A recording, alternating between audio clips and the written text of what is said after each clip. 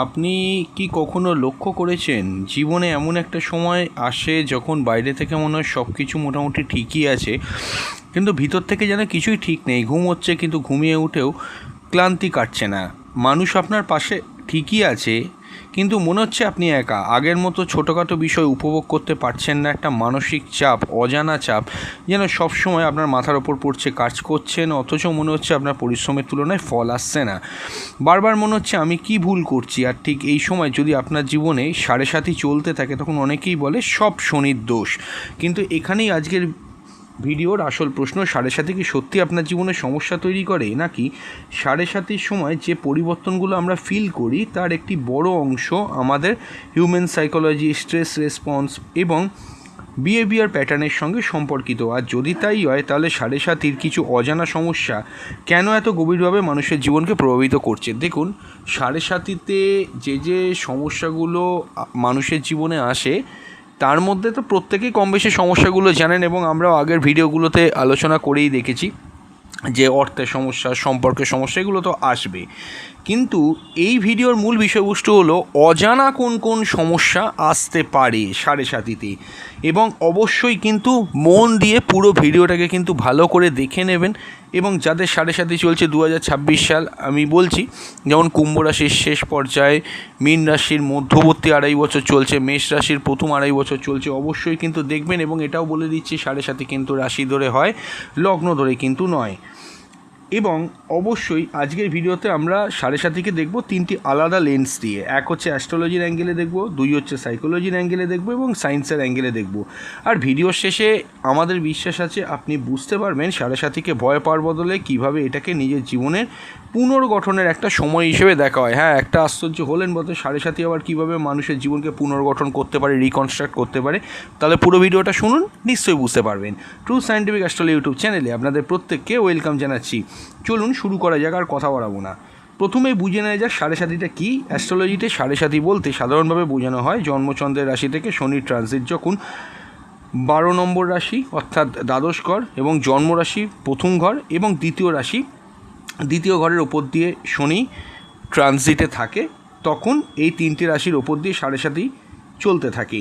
প্রতিটি পর্যায়ে প্রতিটা ঘরে শনি আনুমানিক 2.5 বছর ধরে চলে, এবং 3টি পর্যায়ে 2.5 মিলিয়ে 7.5 হয়। 7.5 থেকে 7.5 কথাটা কিন্তু আসছে। কিন্তু এখানে গুরুত্বপূর্ণ বিষয় আছে, সাড়ে সাতি মানেই যে শুধু খারাপ ঘটনাই ঘটবে জীবনে, এমন কথা অ্যাস্ট্রোলজির কোনো ডিপ এক্সপ্লেনেশনেও বলা উচিত নয়। কারণ শনির প্রকৃতি শুধু শাস্তি দেওয়া নয়, শনি অনেক বেশি প্রতিনিধিত্ব করে responsibility, delay, discipline, reality, structure, limitation, এবং অবশ্যই কিন্তু আপনার কনসিকুয়েন্স।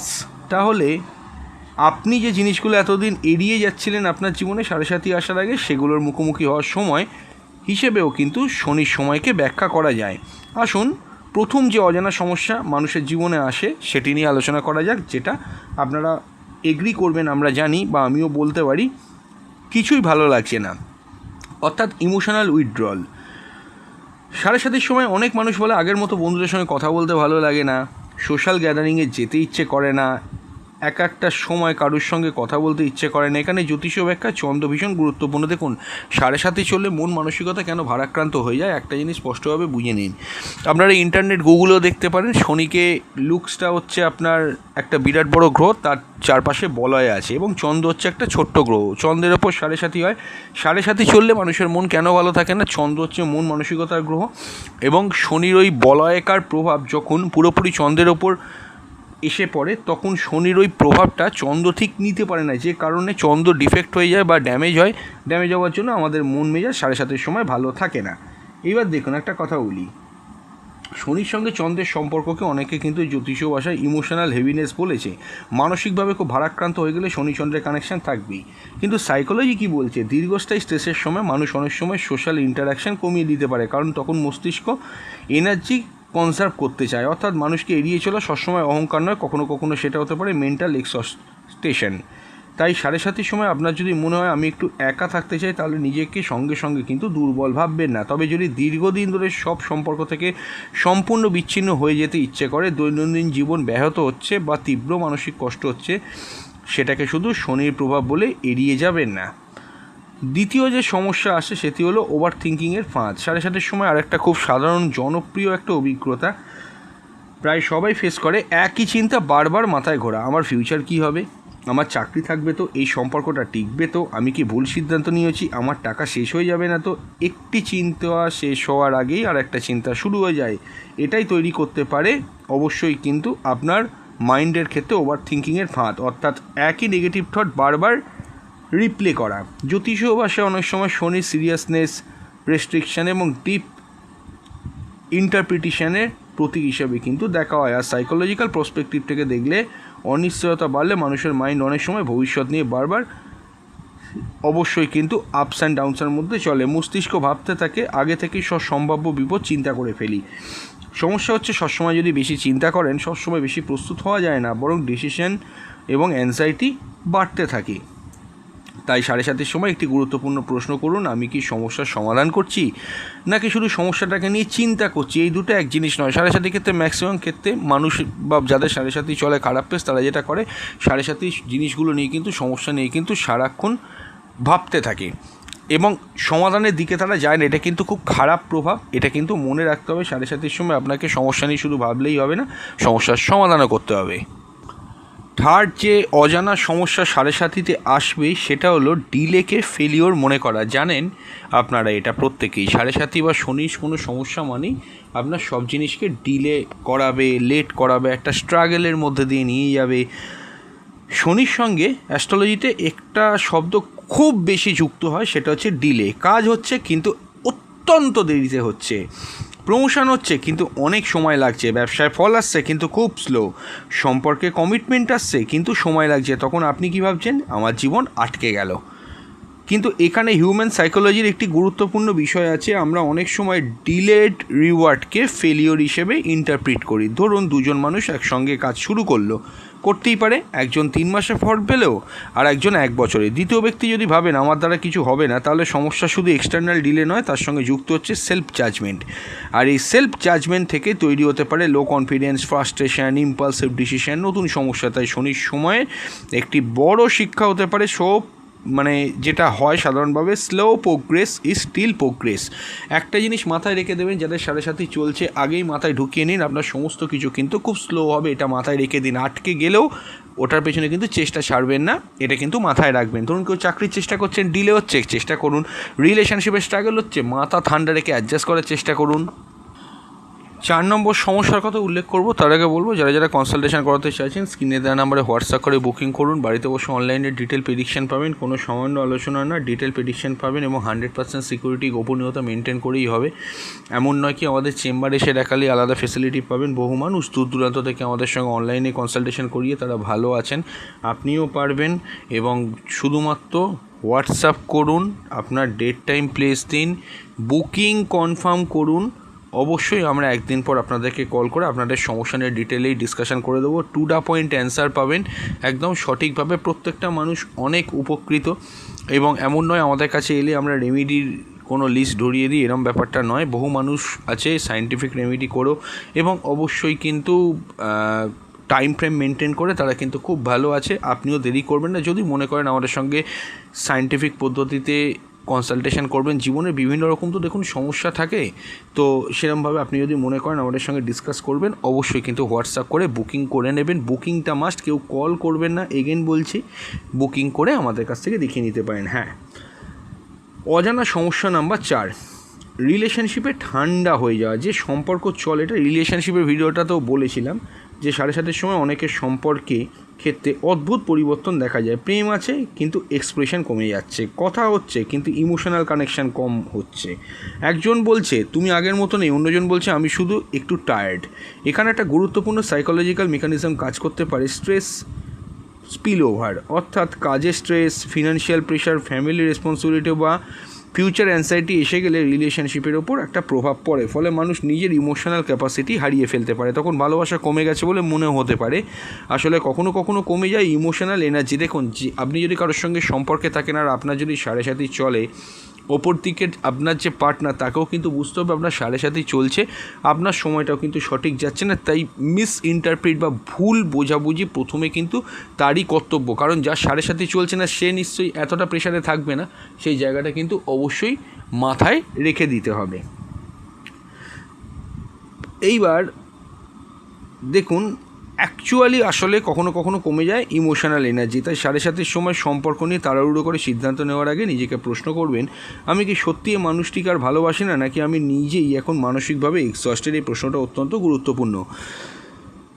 অজানা সমস্যা হচ্ছে 5, যেমন মানি ফিয়ার, অর্থনৈতিক ভয়ের বৃদ্ধি। সাড়ে সাতের সময় অনেকেই অর্থ নিয়ে বেশি চিন্তা করেন, টাকা জমছে না, ভবিষ্যতে কী হবে, এই ইনভেস্টমেন্ট ঠিক তো, চাকরি চলে গেলে। এখানে একটা ইন্টারেস্টিং সাইকোলজিক্যাল ফোনেমন আছে, যেমন লস অ্যাভারশন, অর্থাৎ মানুষ সাধারণত একই পরিমাণ লাভের আনন্দের তুলনায় একই পরিমাণ ক্ষতির কষ্ট বেশি অনুভব করে। তাই যখন আনসার্টেনিটি বাড়ে আমরা পোটেনশিয়াল লসের দিকে বেশি ফোকাস করি। জ্যোতিষীয়ভাবে শনিকে রিসোর্সেস, রেসপন্সিবিলিটি, লিমিটেশন এবং মেটেরিয়াল রিয়েলিটির সঙ্গে যুক্ত করে দেখা হয় কিছু ধারায়। কিন্তু প্র্যাকটিক্যাল লেসনটা কি? সাড়ে সাতের সময় প্যানিক করে ফিনান্সিয়াল ডিসিশন নয়, বরং budgeting, emergency fund, unnecessary debit control, long term planning, এগুলোকে গুরুত্ব দেওয়া অনেক বেশি কিন্তু কার্যকর। এবং যারা সাড়ে সাতের মধ্যে ফেস করছেন, সাড়ে সাতি চলাকালীন অবশ্যই কিন্তু যখনই সাড়ে সাতি আসবে বুঝতে পারছেন, অবশ্যই কিন্তু আগে থেকে কিছু এমার্জেন্সি ফান্ড তৈরি করে রাখবেন, সেটা যেরকমই হোক। মানে এখন যেমন বৃষরাশির সাড়ে সাতি শুরু হবে পরের বছর, ওই ধরুন 5ই জুন থেকে একটা ফেজ চলবে অক্টোবর পর্যন্ত, আবার 2028 থেকে টানা শনি 2 বছর 2.5 মাস কন্টিনিউ করবে। তো এই ফ্রেমের আগে বৃষরাশির জন্য আমার একটা কথা বলার আছে, আপনাদের যাদের বৃষরাশি ভিডিওটা শুনছেন বা কেউ যদি শুনে থাকে পরিবারের কারোর বৃষরাশি, অবশ্যই কিন্তু এমার্জেন্সি ফান্ড এবং হ্যাঁ এক্সট্রা ইনকাম করার চেষ্টা করুন এখন থেকে। এটা কিন্তু মাথায় রাখুন। দেখুন, সাড়ে সাথে শুরু হয়ে গেলে যত রাজ্যের আপনি কবচ পড়ুন, তাবিজ পড়ুন, শিবের মাথায় জল দিন, এগুলো করুন, কিন্তু খুব কি লাভ পাবেন কি না আমি বলতে পারবো না, মনের স্যাটিসফ্যাকশান হয়, ঠিক আছে, খুব যে বিশাল কিছু হয়ে যায় তা না। এবং সত্যি কথা বলতে গেলে সাড়ে সাথে যদি ডেঞ্জারাস ফেস যদি আপনার চলে, আপনি চটজলদি ওখান থেকে কিন্তু রিকভার করতে পারবেন না। তখন রেমেডি করেও তান্ত্রিকের কাছে ঘুরবেন, অ্যাস্ট্রোলজারের কাছে যাবেন, কিন্তু এখনও সময় আছে, আপনারা চেষ্টা করুন। হ্যাঁ, দেখুন, অজানার সমস্যা 6, নিজের উপর সন্দেহ, সেলফ ডাউট। এটা সাড়ে সাতের অন্যতম একটা সমস্যা। আপনি হয়তো কাজ করছেন, আপনি কমপ্লিট করলেন কাজটা, ভালোভাবেই করছেন, কিন্তু ভেতরে একটা প্রশ্ন, আমি কি আদৌ ঠিকমতো করতে পারলাম, বা কোনো কাজ করতে যাওয়ার আগে আদৌ পারবো তো, আমার তো সময়টাই খারাপ চলছে। এই সেলফ ডাউট অনেক সময় বাইরে থেকে বোঝাই যায় না। মানুষ হাসছে, কাজ করছে, সবার সঙ্গে কথা বলছে, কিন্তু ভিতরে ভিতরে নিজের মূল্য নিয়ে প্রশ্ন করছে। এখানে এক সাইকেল তৈরি হয় মনের মধ্যে, স্ট্রেস, সেখান থেকে সেলফ ডাউট, সেখান থেকে রিডিউস কনফিডেন্স, সেখান থেকে অ্যাভয়েডেন্স, এবং সেখান থেকে লেস অ্যাকশন, এবং আরও সেলফ ডাউট। এটা কিন্তু ডেঞ্জারাস ফল দেয়। এই সাইকেলটাকে ভাঙার জন্য দরকার এভিডেন্স বেসড কনফিডেন্স, অর্থাৎ নিজের সম্পর্কে শুধু পজিটিভ অ্যাফার্মিনেশন নয়, বরং নিজের বাস্তব অ্যাচিভমেন্টগুলোকে লিখুন। আপনি গত 5 বছরে কী কী ওভারকাম করেছেন, কোন কঠিন পরিস্থিতি সামলেছেন, কোন কাজগুলো আপনি শেষ করেছেন। নিজের ব্রেনকে এভিডেন্স দিন। যখনই এরকম খারাপ জিনিসগুলো ভাববেন, জীবনের সাফল্যের কথাগুলোকে মনে করার চেষ্টা করবেন। যেমন ধরুন, জীবনে আপনার যে ভালো মুহূর্তগুলো, যেমন প্রতিটা মানুষেরই অনেক ভালো মুহূর্ত থাকে, সেইগুলোকে মনে করার চেষ্টা করবেন। জীবনে আপনি কী কী পেয়েছেন, আপনার যখন এর আগে খুব খারাপ সময় ছিল সেখানে তারপর আপনি কী কী অ্যাচিভ করেছেন। আপনি 15 বছর 20 বছর আগে ধরুন আপনার খুব খারাপ সময় চলেছিল, এখন হয়তো তারপর হয়তো কিছু বছর কাটিয়ে আপনি রিকভার করেছিলেন, এবং তখন কী কী পেয়েছিলেন। যদি আপনি কোনো বোর্ড এক্সামে ভালো নাম্বার পেয়ে থাকেন সেটাকে ভাবুন, বা কারুর জন্য কারুর আপনি উপকার করেছেন, সে আপনার অনেক প্রশংসা করেছে, সেখানে আপনি সেই জিনিসগুলো নিয়ে ভাবুন। কোনো জায়গায় কোনো রকমের পুরস্কার পেয়েছেন ছোটোবেলায় খেলাধুলোতে, সেইগুলোকে ভাবুন। ভালো জিনিসগুলোকে চিন্তা করুন। খারাপটা ভাবতে থাকলে যেগুলো এখন খারাপ হচ্ছে সেটাই দেখবেন আপনার মধ্যে চলতে থাকবে। আর একটা বলি, অজানা সমস্যা 7 অর্থাৎ 7 নম্বর, সবাই আমাকে ভুল বুঝছে। সাড়ে সাতের সময় একটা অদ্ভুত অনুভূতি হয়, কেউ আমাকে বুঝতে পারছে না, বন্ধুর কথা সন্দেহজনক লাগছে, পার্টনারকে সাইলেন্স মনে হচ্ছে, অর্থাৎ কি পার্টনার যদি সাইলেন্স থাকে সে থেকে রিজেকশন মনে হচ্ছে, বসের ক্রিটিসিজম মনে হচ্ছে পার্সোনাল অ্যাটাক। এখানে একটা গুরুত্বপূর্ণ সাইকোলজিক্যাল বিষয় আছে, স্ট্রেস আমাদের ইন্টারপ্রিটেশনের ওপর প্রভাব ফেলতে পারে। একই ঘটনা একদিন স্বাভাবিক মনে হতে পারে, আর অন্যদিন অতিরিক্ত নেগেটিভ মনে হতে পারে। তাই 7:30 সময় একটি গোল্ডেন রুল রাখুন, ইন্টারপ্রিটেশন এবং ফ্যাক্টকে আলাদা করুন। উদাহরণ হলো ফ্যাক্ট, সে আজ আমাকে ফোন করেনি। ইন্টারপ্রিটেশন কি, সে আর আমাকে গুরুত্ব দেয় না। দুটো কিন্তু এক জিনিস নয়। আগে থেকেই কিন্তু কিছু ভেবে নেবেন না কল্পনা করে। এরপর কি, অতীতের ভুল বারবার মনে পড়া। শনির সময় অতীতের কিছু বিষয় আবার সামনে আসছে বলে অনেকে অনুভব করে। পুরনো রিলেশনশিপ, পুরনো ভুল, পুরনো ফিনান্সিয়াল ডিসিশন, পুরনো অপমান, পুরনো গিল্টি ফিলিং। জ্যোতিষ সিম্বলিজমের দিক থেকে এটাকে একটা স্যাটার্ন রিভিউ সিস্টেম বলা যেতে পারে। সাইকোলজির দিক থেকে মানুষ স্ট্রেস বা লাইফ ট্রানজিশনের সময় পুরনো আনরিসলভড এক্সপিরিয়েন্সগুলো নিয়ে বেশি ভাবতে থাকে। কিন্তু এখানে একটা পার্থক্য আছে। পাস্ট রিফ্লেকশন এবং পাস্ট রিউমিনেশন এক নয়। রিফ্লেকশন বলে আমি কি শিখলাম, রিমিউনেশন বলে আমি এমন কেন করলাম।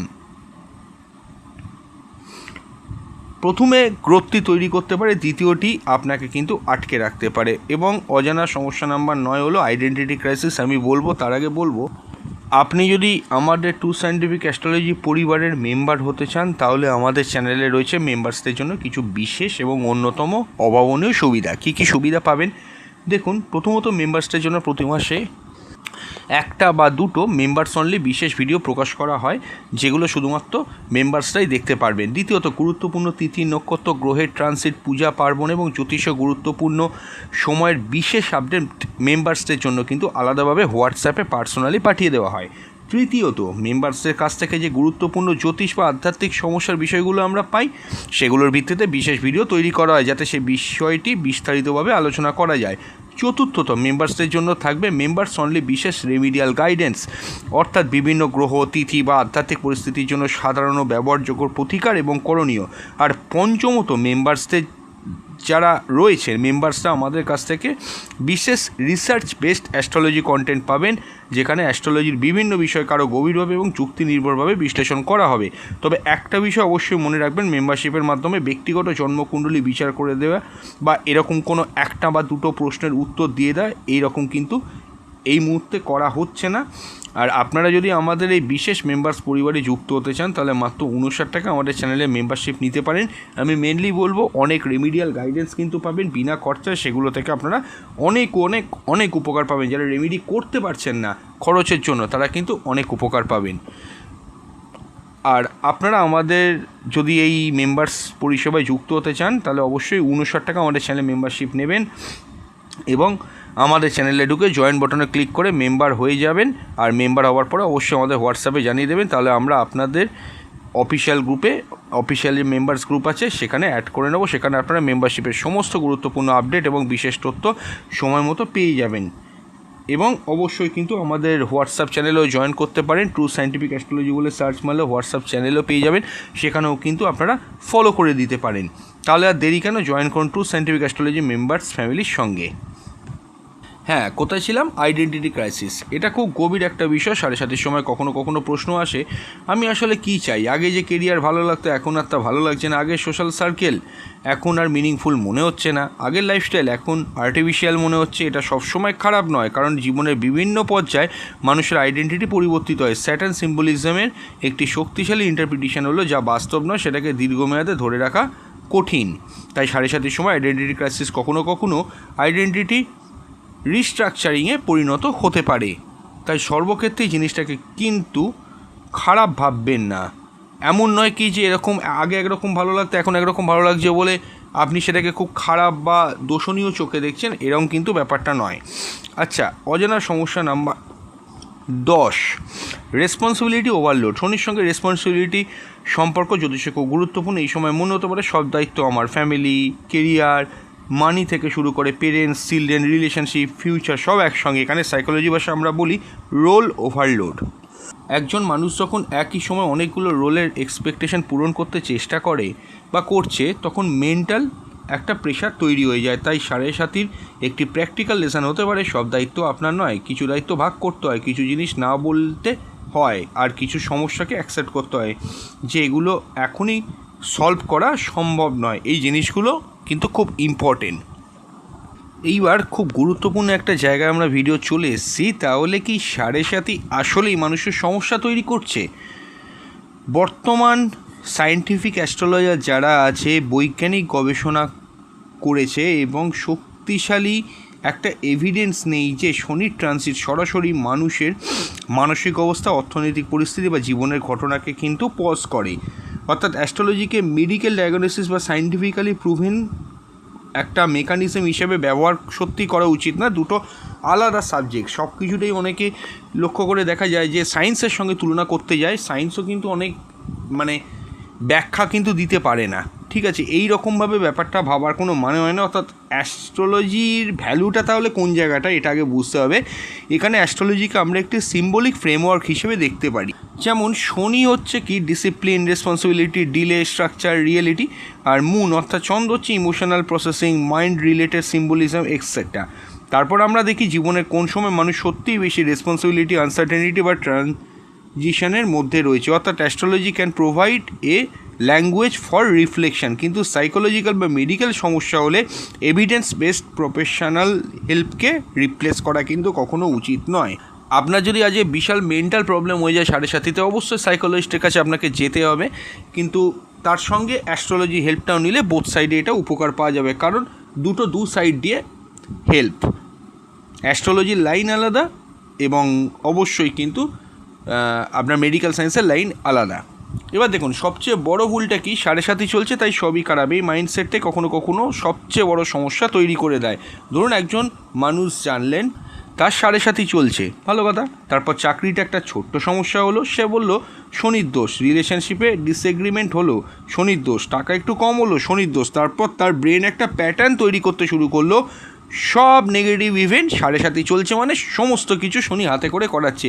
এটাকে সাইকোলজির ভাষায় আমরা কনফার্মেশন বায়াস বলি। অর্থাৎ আমরা যে বিলিভ আগে থেকেই ধরে নিচ্ছি তার সঙ্গে মিলে যাওয়া ঘটনাগুলো বেশি নোটিস করতে থাকি, তাই 7:30 সম্পর্কে ভয় পাওয়ার আগে নিজের বিলিভ সিস্টেমকে কিন্তু পরীক্ষা করে নেবেন। তাহলে 7:30 সময় কী করবেন? প্রথম হলো স্লিপ ঠিক রাখুন। ঘুমের সমস্যা হলে ইমোশনাল রেগুলেশন কিন্তু অনেক কঠিন হয়ে যায়। 2, ফিনান্সিয়াল ডিসিপ্লিন তৈরি করুন, সেটা তো বললামই, অপ্রয়োজনীয় খরচ কমান, বাজেট করুন, ইমার্জেন্সি প্ল্যানিং করুন। 3, রিলেশনশিপে কমিউনিকেশন বাড়ান, মাইন্ড রিডিং কিন্তু করবেন না, সে এটা করছে মানে সে আমাকে আর ভালোবাসে না, আমাকে আর চায় না, আমার প্রতি কোনো টান নেই, এই ধরনের অ্যাজামশান এড়ান। 4 হচ্ছে নিজের চিন্তা লিখুন, জার্নাল রাখুন, কী ফ্যাক্ট, কী অ্যাজামশান, কী ফিয়ার, এই 3টি আলাদা করুন। বড় সিদ্ধান্তে 24 ঘন্টার রুল রাখুন, বিশেষ করে অ্যাঙ্গার বা প্যানিকের সময় চট করে সিদ্ধান্ত না নিয়ে অবশ্যই 24 ঘন্টা ওয়েট করে যান। 6 হলো নিজের প্রোগ্রেস মেজারমেন্ট করুন, শুধু আউটকাম নয়, আপনি ডিসিপ্লিন তৈরি করছেন কিনা সেটাও দেখুন।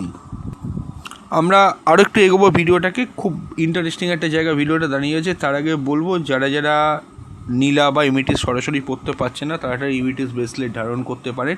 এই ভিডিওর নিচে বাঁদিকে সে প্রোডাক্টের লিঙ্ক দিচ্ছি, কোনো সাইড এফেক্ট হয় না, ভয় পাবেন না, যে কেউ পড়তে পারে, ভালো কোয়ালিটির ইমিটিস ব্রেসলেটের লিঙ্ক দিয়ে দিলাম। আপনারা অবশ্যই যদি ক্রয় করেন আমাদেরকে হোয়াটসঅ্যাপ করে জানাবেন ক্রয় করেছেন, আমরা তাহলে আপনাদের ধারণের পদ্ধতি সব হোয়াটসঅ্যাপ করে জানিয়ে দেবো। খুব কঠিন কিছু না ধারণ করার পদ্ধতি এবং ওটা মেনটেন করার পদ্ধতি, সবাই পারে, অনেককেই দিয়ে আমরা উপকার পেয়েছি। একটানা পড়ে থাকতে হয় এবং কিছু নিয়ম মানতে হয়, সহজ নিয়ম, তাহলে কিন্তু আপনি অবশ্যই ভালো থাকতে পারবেন এবং অবশ্যই কিন্তু লেট না করে যদি ক্রয় করেন আমাদের হোয়াটসঅ্যাপ করে জানিয়ে দেবেন। অ্যাস্ট্রোলজিক্যালি শনির আসল শিক্ষাটা কী? শনি আপনাকে সবসময় বলছে শর্টকাট বন্ধ করুন, যেটা শনির প্রচণ্ড রেগে যায়, শর্টকাটে কিছু করা চলবে না, রিয়েলিটি দেখুন, বাস্তবটাকে বুঝুন, রেসপন্সিবিলিটি নিন, দায়িত্ব নিতে হবে, যা টেকসই নয় সেটা পুনর্গঠন করুন, যা আপনার জীবনে সত্যি গুরুত্বপূর্ণ সেটাকে শক্ত করুন।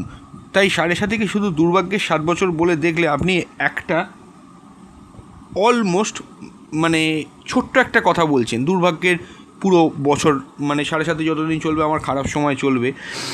আর যদি এটাকে ধরেন 7.5 year পিরিয়ড অফ রিস্ট্রাকচারিং, তাহলে ইন্টারপ্রিটেশন সম্পূর্ণ কিন্তু আপনার বদলে যাবে। একটা কথা মনে রাখবেন, 7:30 আপনার ভাগ্যের বিরুদ্ধে কোনো যুদ্ধের নাম নয়, এটাকে কোনো যুদ্ধ বা সংগ্রাম হিসেবে 7:30 কিন্তু আপনারা দেখবেন না। আর শনি এমন কোনো শক্তি নয় যার ভয় আপনার জীবন থেমে যাবে সম্পূর্ণ, বরং অ্যাস্ট্রোলজির সিম্বলিক ল্যাঙ্গুয়েজে শনি আমাদের একটা প্রশ্ন করতে শেখায়, তোমার জীবনে কোন জিনিস সত্যি টেকসই, কোন সম্পর্ক, কোন কেরিয়ার, কোন অভ্যাস, কোন বিশ্বাস, কোন লাইফস্টাইল, কোন রেসপন্সিবিলিটি, আর কোন জিনিস আপনি শুধু ভয়, অভ্যাস বা সামাজিক চাপের কারণে ধরে রেখেছেন। হয়তো 7:30 সবচেয়ে অজানা সমস্যা হলো আপনি বাইরের সমস্যাকে এত বেশি দেখতে শুরু করেন যে নিজের ভিতরের প্যাটার্ন দেখতে ভুলে যান।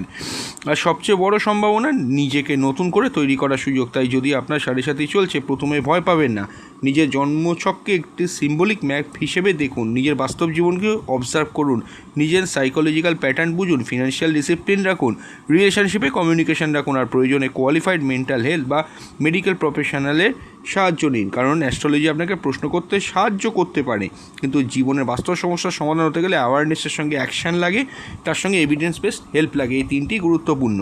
আর হয়তো এই তিনটি হচ্ছে শনির শিক্ষা, তোমাকে ভাঙতে নয়, তোমাকে আরও বাস্তব, আরও ডিসিপ্লিন, আরও শক্ত করে তুলতেই পরিবর্তনটা আসা উচিত।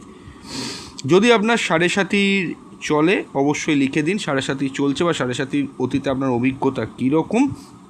এবং পরবর্তী একটা ভিডিওটা আমরা আলোচনা করব সাড়ে সাতের প্রথম, দ্বিতীয় এবং তৃতীয় পর্যায়ে হিউম্যান সাইকোলজি কীভাবে আলাদা হতে পারে এবং কোন পর্যায়ে কোন ধরনের বিহেভিয়ার প্যাটার্ন বেশি দেখা যায়। ভিডিওটি ভালো লাগলে লাইক করবেন, শেয়ার করবেন, চ্যানেলে নতুন যদি হন সাবস্ক্রাইব করে অল নোটিফিকেশান বেলটি কিন্তু প্রেস করে দেবেন। নমস্কার।